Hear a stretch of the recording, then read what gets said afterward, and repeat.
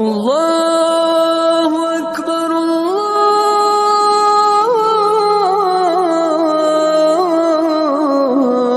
اکبر۔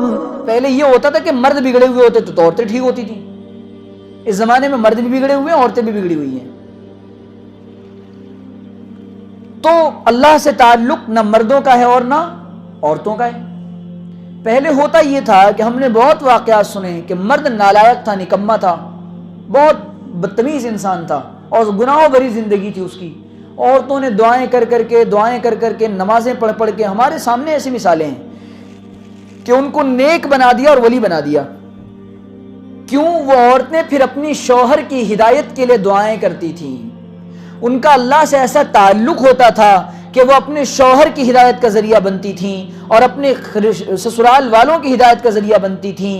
آج عورتوں کی جو تمنائیں اور خواہشات ہیں نا، وہ ان کی صرف ڈیمانڈ پورے کرنے تک کی ہے کہ شوہر اگر میری ڈیمانڈز پوری کرتا ہے تو وہ میرے سر پر ہے، اور اگر ڈیمانڈ نہیں کرتا پوری تو پھر وہ چاہے جیسا، مجھے کوئی پرواہ نہیں ہے۔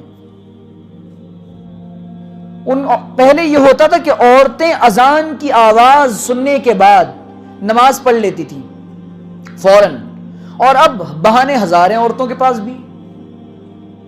تو معاملہ جو ہے وہ عورتوں مردوں دونوں کا بگڑا ہوا ہے۔ پہلے یہ ہوتا تھا کہ کئی علاقوں میں اللہ اپنا عذاب بھیجنے کا فیصلہ کرتے تھے، لیکن ہوتا یہ تھا وہاں پاک دامن عورتوں کی وجہ سے، نیک عورتوں کی وجہ سے اللہ تعالیٰ اپنا فیصلہ بدل دیتا تھا ان کے رونے دھونے کی وجہ سے۔